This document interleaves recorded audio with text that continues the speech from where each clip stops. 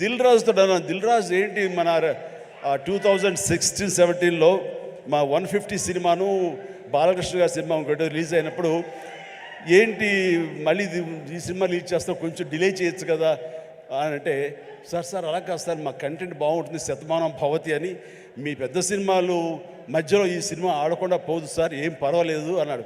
Okay, అంత ధైర్యంగా ఉంటే వెల్ అండ్ గుడ్ అన్నాను. ఆ సినిమా కూడా బాగా ఆడింది. కాబట్టి అదే దిల్ రాజు గారు అందరికీ మనకు చెప్పినట్టుగానే ఈ రోజున ఈ సినిమా కూడా బాగా ఆడుతుంది. సో ఎందుకంటే దిల్ రాజు గారు లాంటి ఎంతో సీనియరు, ఆయన ఎంతో ఎక్స్పీరియన్స్ ఉన్న మనిషి, ఏ సినిమా ఏ సీజన్లో ఎలాగ ఆడుతుంది, ఒక్కో సినిమాకి ఎంత పటిష్టత ఉంటుంది, ఏ సినిమాకి ఎంత లాంజివిటీ ఉంటుంది, ఏ సినిమా ఎలాగ ఆదరిస్తారు, ఏ సీజన్లో అనేది బాగా తెలుసు. కాబట్టి ఈ సినిమా వస్తే కూడా ఈ సినిమాకు కూడా అంతటికి అంత ఆదరణ ఉంటుంది, అంత విజయం చవి చూస్తాడు మనస్ఫూర్తిగా కోరుకుంటూ. సో నేను చిరంజీవి గారు మాట్లాడుతూ వారు ఎంత బాగా చెప్పారు, దిల్ రాజుకు తెలుసు దేనికి ఎలా ఏం చెయ్యాలి అని, ఈజ్ ఎక్స్పీరియన్స్ పర్సన్ అని.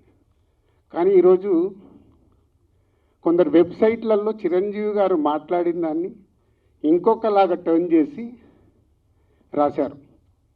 అవి రెండు ప్రముఖ వెబ్సైట్లే. అంటే మీరు నా పైన ఏదో రాసి మీ వెబ్సైట్ ఇంపార్టెన్స్ని పెంచుకోవడానికి వేరే వాళ్ళు ఎందుకు వాడుకుంటున్నారు? మీకు ఇది అవసరమా? అంటే దిల్ రాజు ఏం రియాక్ట్ అవ్వడు, సాఫ్ట్గా వెళ్తాడు అనుకుంటున్నారా? తాట తీస్తా. చాలా రోజుల నుంచి ఓపిక పడుతున్నాను, ఎందుకు అని సాఫ్ట్గా వెళ్దామని. సంబంధం లేకుండా పోనీ ఆ ప్రొడ్యూసర్ వచ్చి మీ దగ్గర ఏమన్నా మాట్లాడా? మీకు అంత దమ్ముంటే ఆ ప్రొడ్యూసర్ని నన్ను స్టేజ్పై పిలిచి కూర్చోబెట్టి క్వశ్చన్స్ వేయండి. ఎందుకు ప్రతి సంక్రాంతికి నన్నే టార్గెట్ చేయాలి?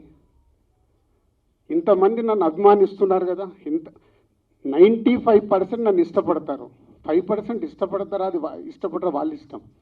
ఒక మనిషిగా నేను అందరినీ సాటిస్ఫై చేయలేను. సాటిస్ఫై చేస్తున్నాను కాబట్టి ఇండస్ట్రీలో నాకు ఈరోజు ఇంత మంచి పేరుంది. మీ అందరికీ తెలుసు, దిల్ రాజు అంటే ఒక బ్రాండ్ బిల్డ్ చేశా. వ్యాపార పరంగా వచ్చే కొన్ని కాంట్రవర్షియల్స్ని మీరు అడ్వాంటేజ్గా తీసుకొని ప్రతి సంక్రాంతికి మీ వెబ్సైట్లు, మీ కొన్ని యూట్యూబ్ ఛానల్స్ కొన్నిటికి వాడుకుంటున్నారు. అది 100% తప్పు. మొన్న జరిగిన ఈ సంక్రాంతి రిలీజ్ల గురించి ఛాంబర్లో మీటింగ్ పెట్టి ఛాంబర్ ద్వారా డీల్ చేసి రవితేజ గారిని కన్విన్స్ చేసి ఒక సినిమాని సంక్రాంతి నుంచి జరిపాం. అది ఎంత కష్టం అది మాకు తెలుసు. తర్వాత ఉన్న 4 సినిమాలు మళ్ళీ ఎవడో రాశాడు, దిల్ రాజు గారు ఏదో తమిళ సినిమా రిలీజ్ చేస్తున్నాడని. ఎవడు చెప్పాడురా నీకు నేను రిలీజ్ చేస్తున్నానని? ఎవడు చెప్పాడు? నీ దగ్గర ప్రూఫ్ ఉందా? నేను చేస్తున్నానని ఉందా? ఆ తమిళ సినిమాను కూడా రిలీజ్ పోస్ట్పోన్ చేయించింది నేను, తెలుగులో రిలీజ్ వద్దు అని. మీకు తెలియని న్యూస్లు రాసుకుంటూ ఎందుకు వాడుకుంటున్నారు? ఇందాక నేను అన్నాను కదా, తాట తీస్తాను. ఈజీగా తీసుకోవద్దు. నా పైన ఏదైనా రాస్తే, తప్పుడు రాతలు రాస్తే, మీకు తెలియకుండా కాంట్రవర్షియల్ చేస్తే ఈ రోజు నుంచి నేను ఊరుకోను. ఇన్ని రోజులు నడిచిపోయింది, అది గుర్తుపెట్టుకోండి. 4 సినిమాలు రిలీజ్ ఉన్నాయి. మహేష్ బాబు గారు, వెంకటేష్ గారు, నాగార్జున గారు, దాంతోపాటు హనుమాన్ సినిమాని నేను రిలీజు ఆపాలి అని చెప్పానని రాశారు. ప్రొడ్యూసర్ని, డైరెక్టర్ని నన్ను పిలిచి నేను సినిమా ఆపాలని అడిగానా? సినిమా 14వ తారీఖు రిలీజ్ చేసేయండి అని చెప్పాను. 12 మహేష్ బాబు సినిమా ఉంది కాబట్టి 14th చేస్తే మీ సినిమాకు ఉపయోగం, మీ సినిమాకు నంబర్ ఆఫ్ థియేటర్స్ దొరుకుతాయని చెప్పాను. కానీ దాన్ని ఇంకొక విధంగా మార్చి రాశారు.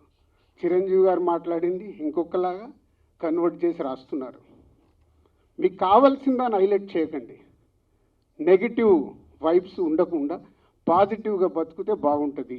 నెగిటివ్గా బ్రతకడం ఇంపార్టెంట్ కాదు, అందరం పోయే వాళ్ళమే, ఇక్కడ ఉండటానికి రాలా. నెగిటివ్ ఎందుకు? నెగిటివ్ వైబ్స్ ఎందుకు? మీ వెబ్సైట్లు, మీ ఛానల్స్ ఇంప్రూవ్ అవ్వాలని నెగిటివ్ వైబ్స్ని తీసుకొస్తారా? ఈరోజు హనుమాన్ సినిమా ప్రపంచవ్యాప్తంగా రిలీజ్ అవుతుంది. నాట్ ఓన్లీ తెలుగు స్టేట్స్, తమిళ్లో రిలీజ్ అవుతుంది, కన్నడలో రిలీజ్ అవుతుంది, హిందీలో రిలీజ్ అవుతుంది. ఎక్కడ థియేటర్ లేవా? దొరకట్లేదా? మీకు తెలియని విషయం ఏంటంటే నైజాములో 7-8 సెంటర్లలో Mahesh Babu cinema, Hanuman cinema release అవుతుంది.